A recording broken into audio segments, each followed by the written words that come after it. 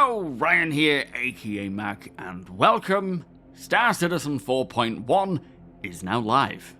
As always, a huge thank you to all of my patrons and channel members. Thank you so much for the support. I cannot do this without you guys.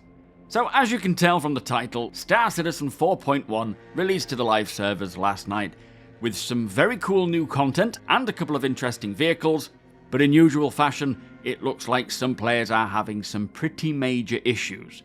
Now firstly, there appears to be a very high frequency dedicated game server crash that occurred once the patch was released to live, with Cloud Imperium stating that they have identified the cause and have a potential fix in the works. So hopefully that'll come along as soon as possible. But more importantly, it appears that some players' accounts, have literally no items in their inventories at all. Like their whole residential inventory has disappeared. Now it has been said that Cloud Imperium are looking into this, and hopefully they can get it fixed as soon as possible as well, as obviously this is not good. Also, it looks like the issue that caused bought ship components and items to disappear is still here, so ships that have been upgraded have had their internals reset back to default. Now I don't know if those items are available in the inventory to swap back in, but again, another issue that I really hope CIG can get sorted, because we've had this problem a few times now, and obviously it's very discouraging to want to bother upgrading your ships in any way if the items are just going to disappear with each patch. So as usual, there are many teething issues, and hopefully they can get them all resolved very quickly. Now, before we get to the patch, don't forget that if you are interested in the TOBII Tracker 5, you have until the 3rd of April to pick it up at 15% off before it goes back to full price, but rest assured, there will be another sale at some point if you miss this one. With the amount of sales that happen throughout the year, it's not necessary to pay full price. Plus, there has been a bit of a price hike for those of you in America due to all the changes going on, so I would certainly recommend waiting for a sale even more so.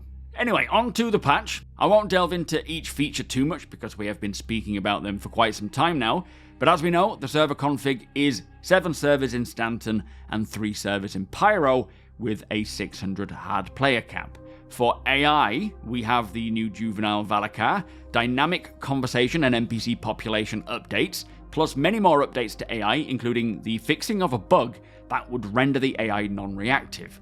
They have also armed shopkeepers and civilians at derelict settlements so that they can essentially defend themselves better, and added multiple new 9-tail FPS loadouts.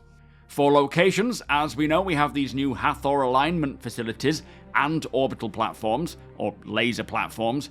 It looks like there are 6 PAFs, which are the planetary alignment facilities that are the ones on the ground, and 2 orbital stations, with 3 paths and 1 station found at Daymar and the other at the moon Aberdeen. There are also clouds for many of the moons, which I suspect is one of those necessary steps to just getting weather out in an upcoming patch. Really hoping that's a patch soon.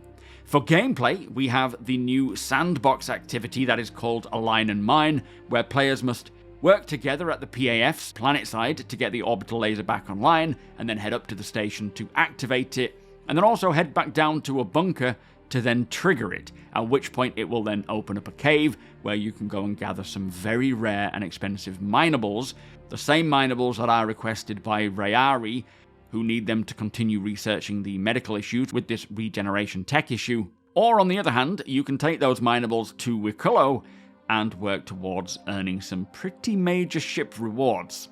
Now for me, I love that this activity is open-ended and available to take part in anywhere along the process.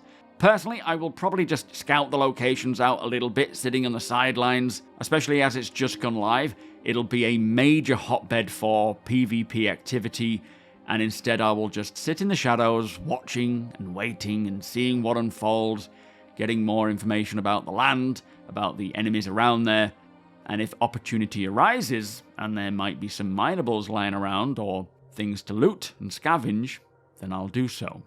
Now, they are great new additions that will certainly add a lot to the game, and they wouldn't have taken too long to create because they had these assets lying around anyway from Theatres of War, so a great win getting them in, and even if you don't take part in the activity, having them around will add a lot more to the overall day-to-day in the verse, especially when it comes to things like off-grid living and zero to hero stuff.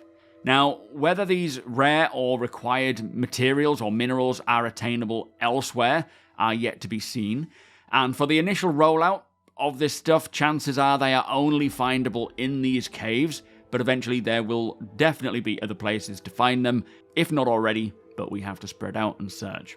Now, alongside this, we have the new Rayari missions, as mentioned, which is, I guess, gathering these minerals. Also, we have the Banu mission giver, Wikullo, and this guy is going to be a lot of fun to work for. Basically, you don't get any credits from him, but you can fulfill his requests and get some pretty cool and unique rewards. Talking of which, we did see the Atlas combat mech teased at Wikullo's on the PTU before it released to live. Many people thought this was an April Fool's, but considering the Rock TS is clearly their April Fool's, I certainly feel that there is more to the Combat Atlas than it just being a April Fool's joke. And although one of the developers did say it was more of just a prop, I do get the impression it might one day soon be a new attainable item from Wikullo. I could be wrong, but I get that impression. Anyway, moving on, 4.1 also brings probably the biggest update to mining that we have had in a long while. With many new minables, we have 4 new FPS minables, and 3 new ground vehicle minables, with 4 others being minables we have had before, being Aphorite, Hadanite, and Dolovine, and Janelite. They're all ground vehicle minables now, so separating the FPS and ground vehicle mining, introducing a new ship miner called the Drake Golem, and the new Atlas Geo mech miner. There are also new mining heads for the ROC, which have been a long time coming, so great to see new updates for mining, giving more options, especially at the lower levels, to get into mining, with many more resources to mine now available, possibly another great new Zero to Hero path. I have yet to test it properly to see how viable that is, but it certainly should be an option. Now, 4.1 also brings the rollout of the new item recovery system, and although I'd personally prefer to skip the Tier 0 implementation, there are still many benefits for many players.